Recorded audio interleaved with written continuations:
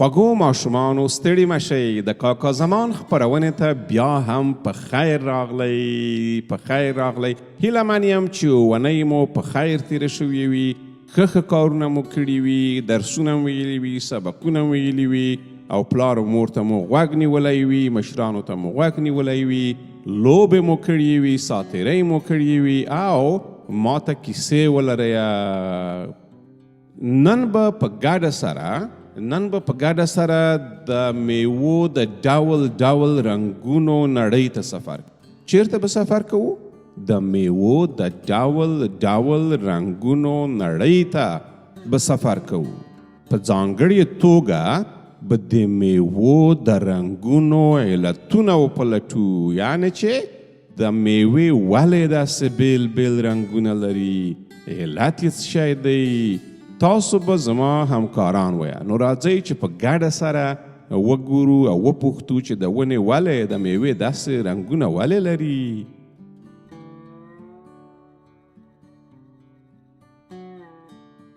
د میوو رنګونه آیا هیڅکله مو دا پوښتنه کړې ده چې میوې ولې داسې بیل رنګونه لري حتما مو کړې ده راځئ چې د میوو د رنګونو علتونه په ګډه سره وڅېړو سمه ده میوې د جلا لکه سور ژیړ او شین رنګونو سره راځي له کومو رنګونو سره که مو ویلي وي چې د سور ژیړ او شین رنګونو سره راځي نو شاباش آفرین ډېر ښه پوهېدلی د میوو د ونو د پاڼیو شین رنګ چې د ساینس په ژبه کلوروفیل یادیږي له میوو سره مرسته کوي چې د لمر له رڼا او وړانګو څخه ډوډۍ ترلاسه کړي د ونو د پاڼیو شین رنګ لکه یو پوه پخلونکی یعنې آشپز داسې دی یعنې لکه آشپز داسې دی ځکه چې میوو ته د لمر نه غذا یا ډوډۍ را اخلي او هغه ته یې ورکوي چې میوې رشد وکړي چې میوې پخې شي او غټې شي او لوی شي موږ یا نور حیوانات یا ژوي یا مرغان کولی شي چې د رنګونو په واسطه باندې د میوو پخوالی وپېژني کله چې میوې رنګ بدلوي داسې ښکارېږي چې ته به وایې نوې جامې اغوندي دوی د خپلو رنګونو په ژبه موږ ته وایي هی خلکو راشئ زه تیاره یم چې اوس وخوړل شم راشئ ما وخورئ زه ډېره خوږه او خوندوره یم نو په دې شکل باندې هرې میوې ته چې موږ وګورو د هغې رنګ موږ ته خوند راکوي د هغې معنا دغه ده چې موږ هغه واخلو او ویې خورو د میوو هر رنګ بیل ویټامینونه لري دغه ویټامینونه لکه هوښیار رنځپوهان یا ډاکټران داسې دي چې د روغتیا په برخه کې زموږ سره مرسته کوي یعنی موږ روغ ساتي موږ تکړه ساتي موږ ځواکمن ساتي نو موږ ته پکار ده چې پخې او رسېدلې میوې وخرپوو وچړپوو او په غاښونو یې وژویو تر څو روغ او ځواکمن شو د میوو خوړل ډېره زیاته ګټه لري کوښښ وکړئ چې همیشه میوې وخورئ آفرین ګلالیو میوې وخورئ مهورته مو غوږ ونیسئ چې هغه تاسو ته میوې درکوي تاسو یې وخورئ چې قوي شئ او هډوکي مو قوي شي ویښتان مو سم شي سترګې مو ښه ځیر ولري او هر څه به مو سم وي ځواکمن او تکړه به وي په خیر سره سمه ده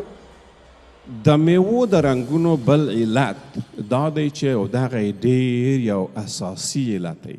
علت یې دغه دی چې حیوانات او مرغان او انسانان دوی وخوري او د دوی منده کې یا دانې یوسي په بل ځای کې وغورځوي چې د دوی نسل پاتې شي، نسل یې ډیر شي او دوی ژوندی پاتې شي. نو میوې هم لکه د انسانانو په شکل باندې غواړي چې ژوندی پاتې شي او غواړي چې رشد وکړي او غواړي چې نسل یې ډیر شي. نو د دې په خاطر باندې رنګونه بدلوي چې موږ او حیوانات او مرغان ځان ته ور وبولي چې موږ د دوی وخورو او منده کې یوسو په بل ځای کې وغورځوو تر څو دوی بیرته راشنی شي او نورې ونې لکه مڼې، زردالو، شفتالو دا شیان بیرته راشنه شي او نسل یې پاتې شي.